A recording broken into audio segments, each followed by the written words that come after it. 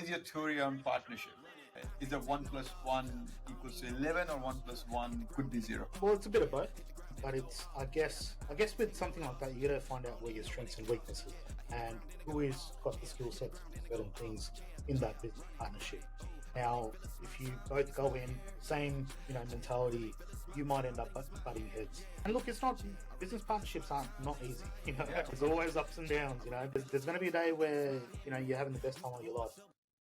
So, welcome to 86,400 Stories and yet another podcast. And we've got another very special guest all the way flying from Melbourne, which is Bineel Krishna, the CEO and Managing Director of Fundency Loans. Welcome, Bineel. Thank you for having me, Sanjay. Yeah, it's a pleasure to have you, mate. We want to get into, what amazing things you're doing at Fundency. Yeah, and it's coming to Sydney and meeting up with you all again. And been funny enough, we planned this in Philippines. Can you believe it?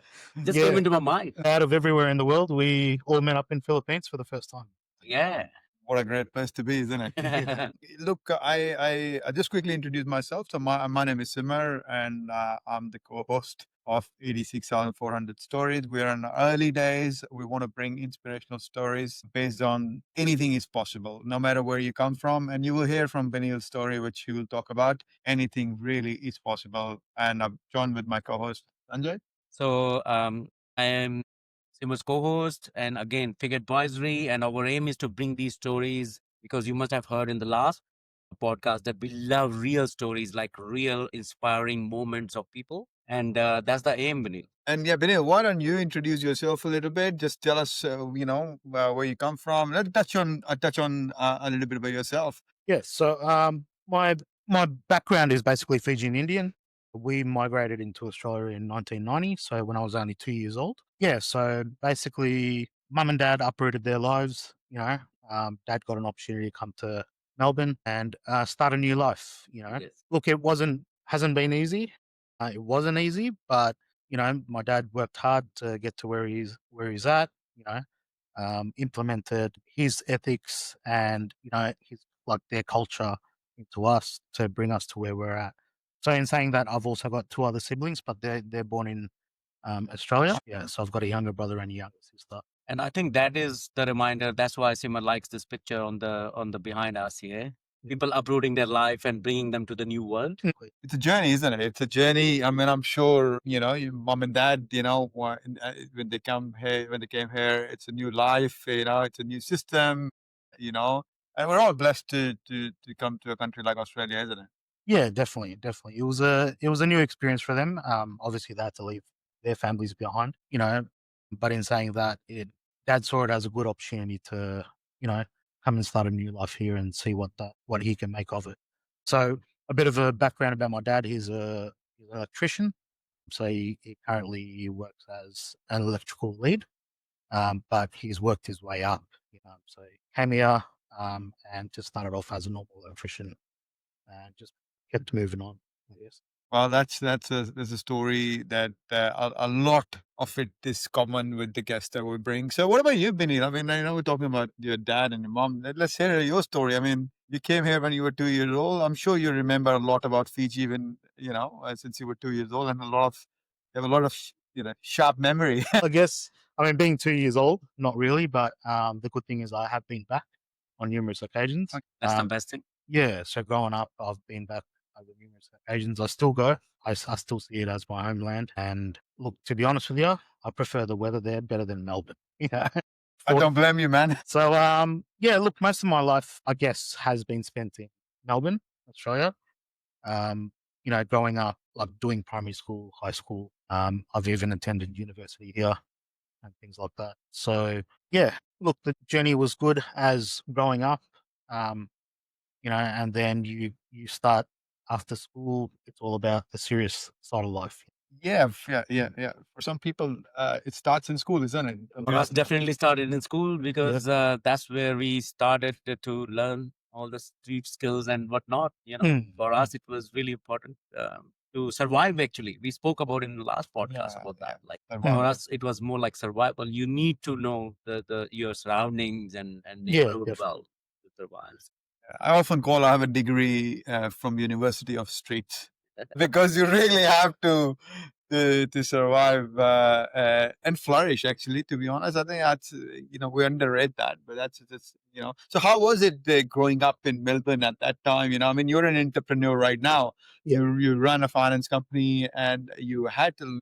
I mean, we'll touch on what you did before being the CEO of a finance company. You did a kebab shop, you did a cafe, you did Yeah.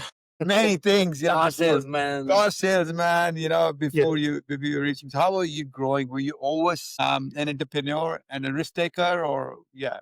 Yeah, look, I think it was always an interest of mine. Being in high school, when you have like the career day and things like that. So one of the questions that I did get posed in school was, look, what would you like to become? And I always told myself that I want to be a businessman. Okay. So that's one thing I did implement into myself, and I was ambitious about it. Not quite at that time, because isn't like you went to medical degree? Yes. The funny thing is, after leaving school, I went to study biomedical science to become a doctor. Yeah. And look, with anything in life, sometimes it doesn't go the way you want it. I was always passionate about business. So I think that's where I rediscovered my passion for business and started continuing on the path to business. And told myself that one day, yes, I do want to be a managing director of a company. And here you are. You are Yeah. one. You want them right now. Yeah, so I guess a long time ago I manifested it, and that manifestation came true. Well, that's what talk about believe and dream and everything. It is just paramount for us as well, Yeah. as we discussed. So, what is a dream? What is a big dream? Like, where are you heading? Talk to us Well- about that. You are already a CEO of a very successful financial company, yeah. So, where are you heading? Look, for me, how would I say it? I am quite ambitious at this point in time. Yes, I love what I'm doing. Look, with anything, I guess the dream is to live a financial free life, as Yeah, with fair anyone. enough. Yeah. But look, it's opened up a lot of opportunities, doors, even meeting you, Sanjay and Sima. I get to meet a lot of like-minded people nowadays. Opens a lot of doors, we network, get to know each other. As you guys may know, sometimes I am a closed person. Meeting you guys for the first time, because even I was nervous in the Philippines. I'm like, we're all meeting for the first time. Don't know how it's all going to go. And one thing led to another, and we're all sitting here doing a podcast today. Yeah, I think you touched upon a very important subject here. I'm meeting like-minded people. I will extend that a little bit. Meeting like-minded people, hearing the right stuff. Surrounded by the right environment, it makes a big difference. I think I've read it in one of my favorite books, which I've read like 4 times. It all starts from a thought, and in the end, it's that the thought can create your destiny. Of course, there are steps in the middle. Thought, feeling, and then actions. Combination of action is your personality, and then personality out there is your future or your destiny. So but the starting point is the thought. So again, you have the right environment which motivates you and not motivate. I mean, you're motivated with that environment. And I think that makes a huge difference. So, mate, look, I know you are a CEO and MD of a very successful company, as Sanjay mentioned. But how were the days where were you frying chicken at Red Rooster, man? Whilst I was in high school, I applied for my first job. How old are you? I was 14 and 9 months. 14 and 9 months. So that was your first job, right? Yeah, first job, flipping burgers, cooking chicken, getting covered in grease, coming home all in grease. Look, it was fun. It taught me. I think the best thing about that, being in that hospitality environment, taught me teamwork. It disciplines you. Working in the fast food industry, you got to be on the clock. You got to make sure that the customer service is really good. Look, that was I would literally say that was the start of my career, because while I was in Red Rooster, I was there for 7 years. Wow. So you were there from 14 to 21. Yeah. 7 so years. That is a lot of burgers. I ate a lot of chicken. A lot of chicken. Yeah. But I think sometimes when you're like he was 14 and 15 years old and starting out that early, being out there in a corporate world, that's a game changer sometimes, isn't it? And it gave me the opportunity to become a manager. So that was my first management job. Over there while Assistant you were manager. doing. So I And think how old were you when you were 18. So at 18, you were a manager, basically managing some of the staff at Red Roosters, Yeah. and whatnot. Yeah. So you got a bit of skill in regards to leadership and personalities and whatnot, right? Yeah, definitely. And I moved on to becoming a store manager with it. Look, I would say a lot of the skill sets in regards to running a business initially, that's where it came from, and I am grateful for that. Do you give a lot of credit to Red Rooster and that time there, where you are right now? Yeah, definitely, because it teaches you like a systematic way of running the business. I mean, not all businesses are run in a systematic way, but if you can tick off all the boxes and make sure that that business is profitable, then you're laughing. I think you're Um, talking about system and processes, the value of it. Like we are both like operation driven people. Yeah. So it's very important for us as well. Yeah. Yeah, Because you have system, you can let it go, run it by itself. Yeah. You don't have a system in place, people gonna be bumping into each other that time.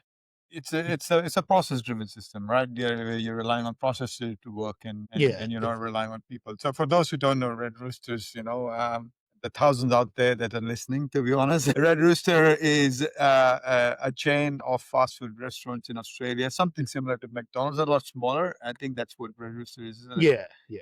So what after Red Rooster, man? Like what happened? Why did you quit? 7-year-old career, and what were you in uni or? Yeah, look, I was in uni, but I was also looking for opportunities to expand my skill sets. So that's when I was looking for, either sales or retail. And it was just one thing about me back then. I was like, I might be a little bit of a quiet person now, but I was very quiet back then. Hey. Even as a manager, look, yes, when you're in that, when you're in that position, you can do the job that you need to be doing. But socially, I wasn't, I was always a quiet person. So I got myself into sales, so I could speak to more Okay. consumers and So that was customers. intentional. Yeah. So Okay. I That is very gutsy, I should say, that Yeah. someone for quiet to and change the personality, and they said, okay, let's change the personality and go into the sales and Yeah. forcefully talk to people. And look, when my first few months in sales, I dreaded it because I was like, oh, what did I get myself into? But as you keep going with the flow, it got better and better. So I mean, I've worked in the carpet industry, the furniture industry, In cars as well. Yeah. Okay. car industry. So any industry you haven't worked in? I don't know. Yeah. I mean, Yeah. you change your belief system really, to be honest, because you say you're such an introvert guy and, such a quiet guy, and you intentionally chose to go in that industry where you're out of your comfort zone because of your growth. So you have that consciousness to be able to pick up on that and actually action it and whatnot. But, to be honest with you, man, if someone look at you with 2 earrings and two nose pins and whatnot, they can't Yeah. tell you that you're such a quiet and, introvert person, to be honest. Yeah. Well, sometimes it takes a few beers. Yeah, true. I don't true. blame you. Don't blame you at all, man. Don't blame you at all. So, so you from Red Rooster, you wanted to get out of your comfort zone. You were very comfortable at Red Rooster, I'm sure, right? And was it like selling carpets, selling cars? What was the most significant role that you did that really transformed you? So, well, that's where the story begins with my finance career. Okay. So I think I was trying to build myself up with the skill sets to get into, the retail finance side. So my first finance job was with Money3, which was a company that does very similar to what I do now with Fundency. And even with that, I started off as just a customer service operator. But due to my skill sets, the funny thing is within that month, the branch manager ended up resigning. So within a month, I got promoted to the branch manager. Wow. Wow. So it was a bit for me to take on, but my objective was to turn that store around. How I see it is, Bineel, that is a great jump, but you need to understand the product and all that stuff within that certain time for you to jump to that stage as well. Yeah, look, it was the good thing was I was actually the staff that I worked with. Yep. They actually taught me for another few months. Okay. Even though I was their branch manager, but that's the way I see it. We're all the same. Yeah. Yeah.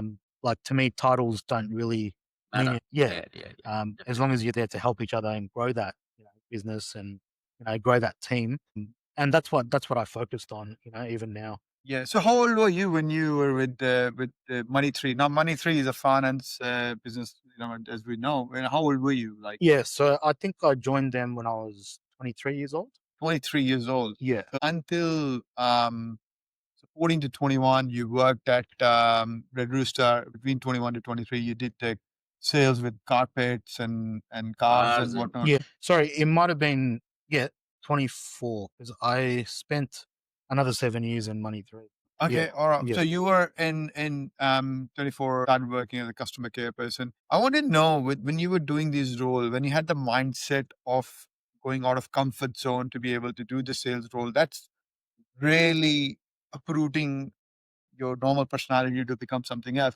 Mm. Was there someone somewhere mentoring you? Was there, or was you reading books, or podcast was not part of that at that time? I'm pretty sure, right? Was what? How did what the Mindset mindset? change. Yeah, how did you change that mindset? What was the Look, definitely along the lines of my sales. When I was in the furniture industry, I did have, I would say he was like a mentor and Yeah, but built that confidence. But sorry, man. Yeah. I want to talk about before sales. Before, there was a period where you decided, I don't want to flip burgers anymore. I don't want to manage the store. And I want to get into, I'm an introvert person. Yeah. I want to get into sales and I want to get into, selling things because it is against my normal personality, but it will help me grow and whatnot. Was there someone talking to you? Was there any mentor or were you reading books or what was this transition? What motivated you to get to this transition so that others like you that are in this loop can go back and either read or either watch or either speak to someone. Or maybe follow the same track. Exactly. Yeah. Yeah. Look, I'll be very honest with you. At that young age, no, I wasn't reading books. I was already sick of reading textbooks. Fair So enough. I think it was more the mindset that I put myself in. I'm very goal orientated. Okay. So I like to make goals and my objective is to accomplish it. So it was my mindset where, it was something that I did want to change in my life. Look, at that time, I did have a partner that was in retail, and I think that was a bit more motivation, seeing how she was doing the retail side of things and just seeing her grow in that business. So there was some motivation that was coming from somewhere, where you see your partner is growing in that role and how she's getting out the comfort zone. Sorry, ex-partner, how she's getting out of comfort zone and that motivated you. But again, we always believe that, you can take the horse to the water. And the horse has to drink the water itself. And the other thing we find common with the networking that we do at FIG or the people that we're around or the podcast that we do, the difference is the people like you to come on board, they implement things. I'm gathering the impression that Bineel is pretty self-driven. Yes. Yes. You know what I mean? Like setting goals for yourself at young age and not books as we discussed, no mentor, and then you click one day saying, you know what, I'm gonna change. Change. And then you self motivate and then you see the vision and that is a self drive basically. Yeah. And it can happen different ages. It can happen to a 22 years old, and it can happen to me when I was like 35. It can happen to Paji who was like 28 or whatever. It could happen in different. And it's not wrong, but if you can get it early, oh mate, You can achieve way more because you have, I won't say wasted, but you are more cluey, but early on, more competitive. You know that what you want to achieve in life, basically. The quicker you get the idea what you want to do in life, what you want to do with your life, you start you start progressing that way. So a lot of credit to your ex-girlfriend. Off to you, wherever you are, to be honest. But mate, good on you, to be honest. Being out of your comfort zone. So you went to Money 3 when you were 24. Your first month working in one of the stores in Money 3. Now Money 3 had multiple stores across Australia. A big lender, and they gave you a role of a store manager. How did that made you feel? How big was the store? How many staff there was there? So the store had two full-time staff, and then the store manager. Look, it was daunting at first, but I had the how do I say the assistance of my staff and also the general manager, that hired me. So he was a bit of a mentor to me as well. Taught me the ropes of that business, where I needed to be with that business, in regards to the KPIs and sales, and how do I grow that. Yeah. I've only heard good things from you from Money 3 management because you have a lot of respect for their CEO and their staff and whatnot. So I'm sure that you learned a lot with that kind of experience over 7 years, right? Yeah. Yeah. So I mean, I then went on to be a regional manager for them. And how many stores? So at that point in time, I started off with 2 stores just to do a trial, and then by the time I finished my career with them, I had about 6 stores with them. Perfect, perfect. So, again, a great journey. You were there for 6 or 7 years, and you mentioned what happened after. What was the where did the seed of entrepreneurship came along? Well, so after that, I did a little short stint with Cash Stop Finance. So I worked there for a year and a bit, but And what was the role? as a regional manager. Yeah. So, but like I said, my passion was business. So, I was thinking of, oh, what can I do, as a sole operator? So I ended up meeting up with one of my mates and, mates that I went to school with, and which is my best friend now. We became business partners and we opened up a coffee shop. Yeah. And obviously, your love of coffee and your love of coffee. Just came back from Colombia, man. I think the coffee was awesome, man. To be Yeah. honest, love coffee, but I love chai more. Yes. Went on to open up a cafe. We ran Why that the for change from financial industry to Yeah. cafe? Yeah. I think I wanted a break from the corporate world. That was your start into getting into your own world, with your Yeah. own business and stuff. Yeah. Is that right? Yeah. So I could fully learn how to operate it. And I guess something like that, the successes that you make in your own environment, your Ventures. own ventures, it's more fulfilling, I would say. There is no doubt, man. I mean, just imagine, like, I don't want audience to imagine that, right? You open your cafe and you say the first or second customer walk in, buying a coffee out of you. How would that make you feel? Oh, it was amazing. Like, You can't explain that, right? The emotions of that. Definitely. Yeah. Hopefully, you're not repairing your coffee machine in the middle of the day at 8 a.m. like happened to us in Philippines. Yeah, no. Yeah. I guess the best thing about running something like that, a cafe, is when you start seeing the return customers. That's what Loyal customers. That is Yeah. the gem. That is the gold in the business. Yeah. Yeah. And I think people like him as he, it's more customer driven, Mm. more on the fact that the customer satisfaction is important. It's Yeah. not about. Maybe I'm wrong. It's not about money, right? No. Yeah, exactly. I mean, the money will come as long as you've got loyal customers. That's what we say, right? That's we always say. Money is just byproduct of what you do, how you service your customer, how you look after them, and all this stuff. It's really important. But with Cash Stop, that I mean, you went to another financial services company. Yeah. Stayed there for a year and a half. Even though you call that a short stint, what one can read, a short stint for you is a year and a half. You're committed to what you do. You can be counted upon. I think that is what I will pick pick up from you. When you started cafe, you were sick of corporate world and whatnot. But how quickly started cafe when you left Cash Stop? So I actually, because my business partner he also left the corporate world. That's where me and him were quite alike. So he actually left the corporate world well before I did. So we ended up opening the cafe while I was still at Cash Stop. Okay. So he was actually operating that for me. I was just doing the back end work for it. And then eventually I moved and we both started running that business together.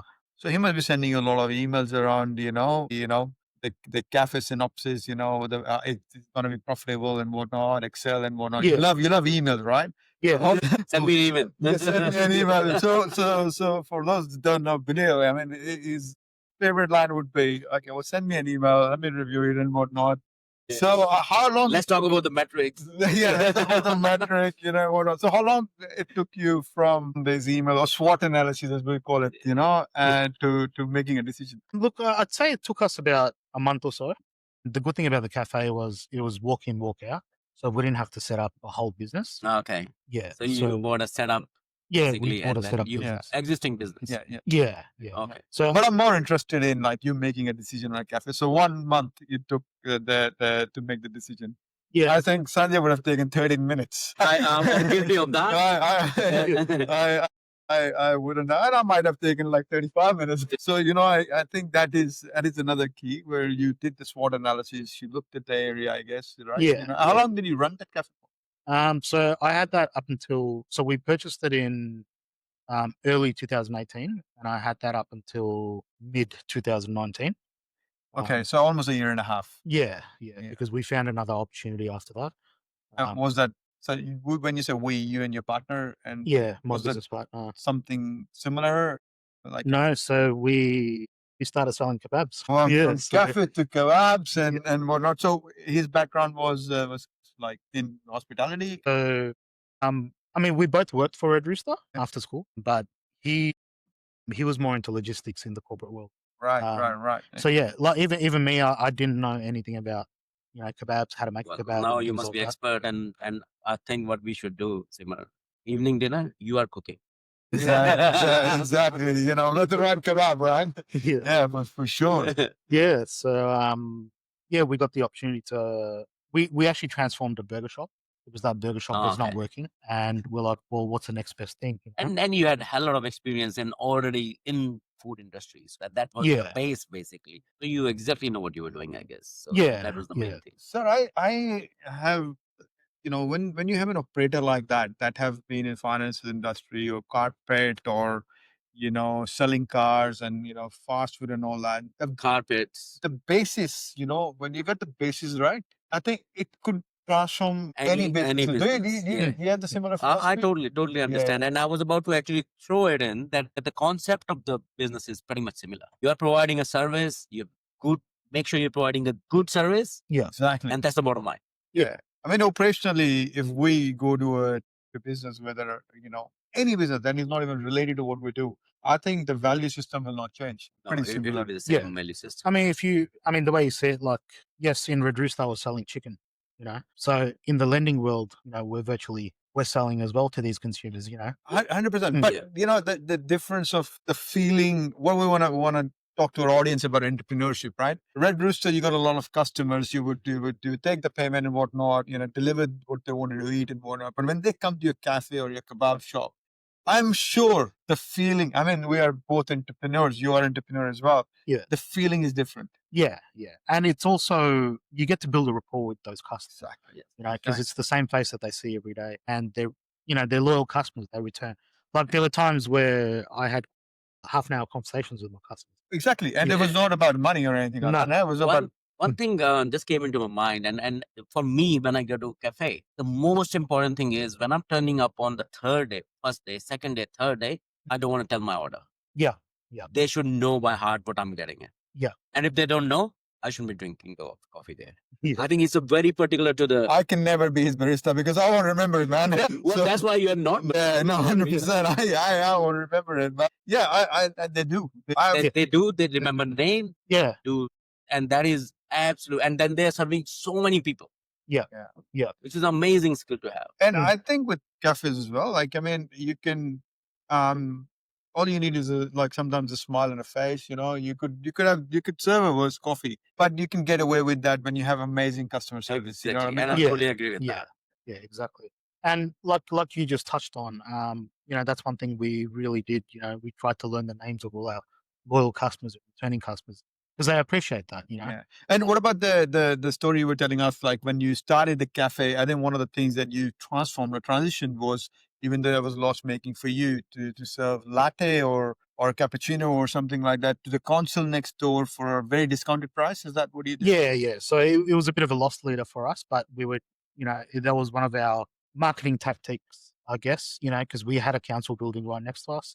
So yes, we gave them, you know, because they're in the corporate world, we gave them like, yeah, $3 coffees. So any coffee that they wanted, medium $3 coffee, you know, they all like, we got quite a few customers through that, you know, and got to know them, got to know the council. It's always great when you need seating outside, right? You know, the council approvals and Outside whatnot. license area. Yeah. But no, Yeah. that's it's, you know, it's amazing to be able to do that. It's not just about customer. It's yes, it was a loss making, but I think $3 coffee would not be such a big loss in terms of the satisfaction, the reviews, and what overall. Yeah. This is bottom line that you're getting. Yeah, and the other thing is like with a cafe, yes, they came for a $3 coffee, but they left with, you know, a sandwich. A lot of or- other stuff because Yeah. because they are spending, not spending there, but they're spending there. Yeah. So at this stage, you were, you know, Bineel Krishna was running two fast food joints. One is a kebab shop, and the other one is a cafe. Cafe. And he's just resigned from his financial career, like, you know, Yeah. financial services career.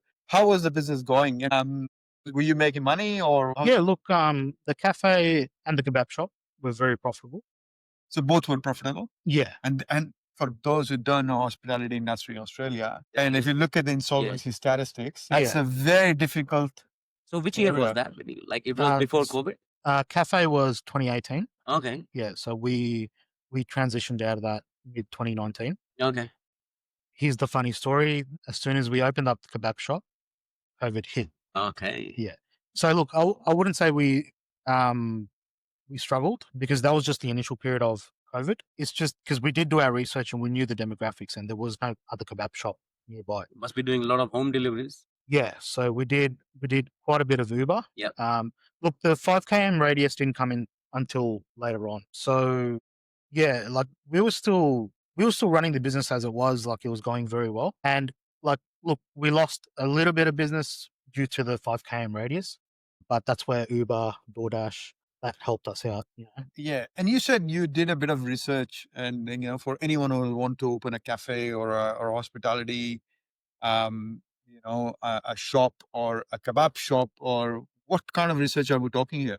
Well, with the kebab shop, I looked at how far other kebab shops were, what that vicinity needed, because that vicinity had a fish and chip shop, had a cafe, and it had a burger shop. Yeah, like your 3 main takeaways, but the burger shop didn't work out. So we're like, well, in other vicinities, there's always a kebab shop. So why don't we try kebabs? Because everyone loves kebabs, and that time it was the HSP craze, which is still. Yeah. So that's what really turned around that business, because we didn't want to continue with the burger sort of. And both of you knew how to make kebabs? No, so we actually before we opened, we traveled around and tried all different types of kebabs. There you go. That is a good market research. Yeah, and within the area we went, and because obviously there are competitors, and while we were eating it, we're like, what can we do better? What can we change? And things like that. Because look, I'm sure you guys have had plenty of kebabs. Yeah, and there are times where it's not the best. Like it's either the tomato's soggy or the lettuce has gone really soggy. So they're the things like that we put controls on. We make sure that everything is fresh. So quality was important. Yeah. So when I'm saying that, send Bineel an email that he will analyze and see what I'm talking about. Right? Vicinity, the number of shops and whatnot. And that's a pre-AI age. So, this is Bineel AI, right? Doing all the analysis. The 2 kebab, 2 shops in hospitality industry, COVID happened. You were still profitable and whatnot. Of course, at this time, you've been pretty successful in everything what you did and whatnot. What's the transition to the CEO or managing director of a lending company right now? How did that happen? And what happened to the shops? After we ran the kebab shop, so we did that till 2021. Our lease was ending, so we didn't want to renew it because we didn't know what was going to happen. It was very uncertain times. So did you see any decline after the COVID, given that Sydney retail has really suffered after COVID? Yes, because the prices of stock went up. Almost 30%, isn't it? Yeah. Even the produce as well. Yeah, produce went up. And it was very uncertain times because we're like, okay, well, what if COVID comes back and they lock us down again? So that's when we made the decision to, dispose of the business, sell it off and move on to other things. So look, I did take a bit of a break after that. Then must have made a lot of money. Just enough to survive. Okay. So I took a little bit of a break, and then, funnily enough, so the backstory of Fundency, it was actually we had the ACL, and I was the responsible manager on the ACL. So Fundency was actually owned by 2 different directors that are based in Queensland, one in Sydney, one in Queensland, and so how Fundency eventuated was those directors were selling the ACL. So my current shareholder ended up purchasing the ACL and becoming the beneficial holder of that ACL. And that's when one thing led to another. And he had a conversation with me and he's like, look, do you want to set up this business and become the director of the business, director and RM? And then, we'll move on to the next stages. So I took, like I said, I didn't make that decision in 13 minutes. That took me a couple of weeks to decide on. That is still pretty good. I'm sure that's record timing for you, man. But I also saw it as an opportunity for me to be, That's important. I think that's important. Yep. to get back into the finance. So look, sometimes, how do I say it? Sometimes life brings you back to where you need to be. Right. You may go through zigs and zags in life. Where you need to be eventually. And to Sure. be honest with you, a lot of credit to your shareholder as well, because he saw something in you, must have had a chat with you, must have Yeah. given you an option, must have spoken to you and whatnot. Yeah. It's not an easy decision, for you to be the managing director and the CEO of a finance company, Mm. a lending company and whatnot, for you to manage. He must have, or she must have seen something in you to be able to count on you, to be honest. Yeah. Well, I hope so. I mean, that's why we're here and we're doing this. So Bineel, Um, from lending, do you think you will move to a food industry, high-end restaurant or something like? You still dream about that, or like I have a dream about buying a pub? Yeah. Look, how would I say it? If there is an opportunity later on, depending on where Fundency is at or things like that. Look, I do want to, sit on boards. Becoming like a non-executive director, where giving advice. It could be other lending companies or other startups or fintech startups. They're the sort of things that I would like to. Or if the opportunity comes, I would love to be a CEO of a big bank one day. And I mean, it's possible. Why It is not? possible. And on that note, have you thought about converting Fundency into a small bank? Think Not at this stage, but I know Fundency's got a lot of growth. Yes, I've definitely got things on the agenda which I want to do with Fundency. because you are in that space, and if that is something in your mind, so there is opportunity right there in your hand. Yeah, definitely. So yeah, like I said, who knows? This could happen with Fundency as well. It just, we just got to see where the road leads us. Definitely. Yeah. So you want to be on board. I mean, eventually your goal is to assist on other startups, fintechs and whatnot, be on the board of other financial services firm. What about being what about being on board of kebab shops and whatnot? And that's another area that Yeah, you why really, not? really know really well, Mike. Like in Yeah. terms of cafes and whatnot, I think you can add a lot of value there. High-end cafe and your experience, definitely. Why not? Yeah. Well, when you're setting up your pub, you know who to call. That's it. There you go. Exactly. Yeah. Exactly. Actually, part of me as well. One day of life, I will open some hospitality joint. I just don't know Yeah. when, but I will. Yeah. And I'm the kind of person, if I have it in my mind somewhere down, it can't be right now. I think I can see you opening. You're very passionate about chai and samosas. I think. No, samosas, I don't eat samosas. I remember. I don't eat samosas though. No? Okay. No. I remember, Bineel, actually, when we visited you in Melbourne and we missed you, you remember? So across the street, Simmer saw chai. Well, what is the shop? There was a chai shop, which is very, very surprising for me, to find a chai. I mean, in a land of And he, amazing cafes. and Yeah. so excited, went there saying, "Oh, let's have a chai there." Yeah. And then he found there was a machine. He was very disappointed there. Yeah, I mean, why? I mean, chai, a chai latte or something. There is no chai latte, to be honest, in my world. Yeah, seriously. It's chai. But yeah, I think for me, it's not more about like what I think I like to serve customers, and I think I just want to see them happy and returning and whatnot. I think that is so. Yeah, no, for sure. So what's what's one advice that you want to give to people like you out there? And I'm sure there's many, because you have opened up quite a lot. You touched on what you've gone through, the emotions and whatnot, how you got to where you got to. If there's anything that you want to add and you want to speak to the audience and Well, I'd say, look, don't give up. Keep doing what you're doing. Because if you worry too much about the future, you're gonna stop living in the present. So start living in the present. Build your skill sets up. There's so much out there now. Like back in our days, there was we didn't even have internet. So there's so much out there where people can learn and they can upskill themselves. So I guess my thing is whether you want to be qualified or not, but it doesn't mean that it's the be all end all. I got a question for Bineel, actually came into mind. So Bineel, like, given that we are very quick decision makers, yeah, and you like to analyze things, so where you stop yourself, where you think that now you are over analyzing things? Well, there's something which is, funnily enough, and thank you for asking that. There's something that I read up on a couple of weeks ago, and it's called the 7-day theory. Okay. So you, like, for example, I want to go buy a Rolex. Yep. Yeah. And the mentality is give yourself 7 days. I know. Yeah. And after that 7 days, if you still want to buy it, then do it. You know? Yeah. So that's something that, yes, now it's not taking me as long. You know? Yeah, I think that is more like temptation, isn't it? Like you're cutting down on temptation, basically. Yeah. Yeah. But when we are assessing a spreadsheet, when we are doing our worst case scenarios, especially in terms of the business or a SWOT concept, and exactly, you tend to sometimes see a picture, see opportunity, and then if you go over, start assessing it more, you start to see more negative around it, which may not be real sometimes.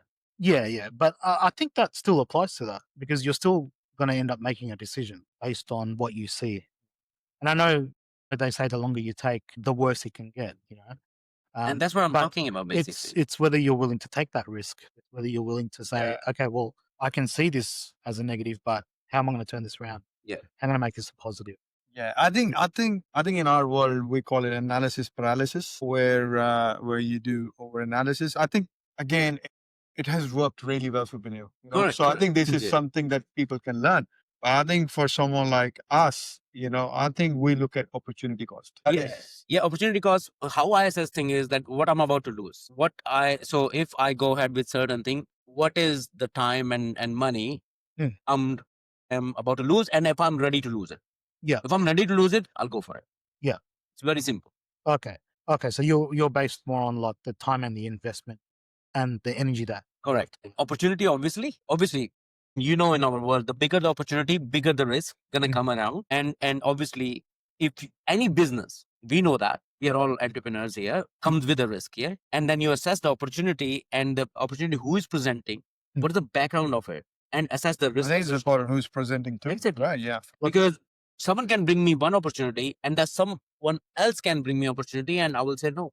Yeah. Because normally we bet on people, not on opportunity. Exactly. Especially initially, right? You bet on people. Talking about people, before we wrap it up, I want to ask you, you worked with your partners in kebab shop and cafe and, testmate. What is your theory on partnership? Is it 1 + 1 = 11 or 1 + 1 could be 0? Well, it's a bit of both, but it's, I guess with something like that, you got to find out where your strengths and weaknesses are and who is got the skill set to do certain things in that business partnership. Now, if you both go in with the same mentality, you might end up butting heads. And look, it's not, business partnerships aren't not easy. There's always ups and downs. There's going to be a day where you're having the best time of your life, but then the next day something happens with the business. You might have a heated conversation. And I think before even going into that part, I would, for me, it's more value system. Yeah. If the value system doesn't match, it's not on. Yeah. I think that is. Yeah. But I also believe, and I think my father taught me this as well. 1-on-1 can be 11. Yeah. But you got to just find the right one. Yeah. I think, look, I've been in partnership before, and what I learned is that trust is the underlying. It is most important part. Yeah. That if you have a 1% chance that you're gonna not trust someone, you better not get into the partnership. Yeah. Exactly. Yeah. Because you have to be sold out to the other person you're in partnership with, and that's where it is really important. Yeah. Look, he's still one of my best mates, and as you know, I'm going back to Philippines in September. With him, okay. He's actually coming. Awesome. Yeah. And I'm sure, I mean, this is where I guess, you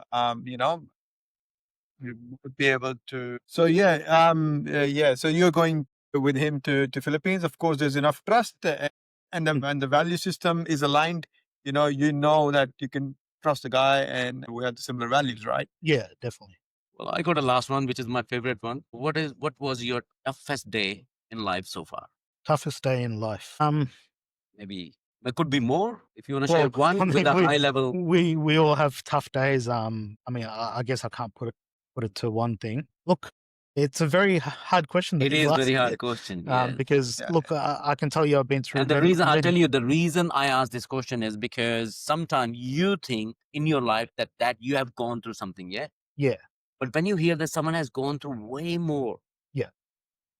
And you put your pain or misery in the context of other, yeah? So that's why it's important for out there people who may listen to this podcast that look, you're not alone. Yeah, exactly. And like I said, I've had many ups and downs in life. It hasn't been a straight and narrow road. Look, whether it's financially, career wise, yes, I've had many ups and downs.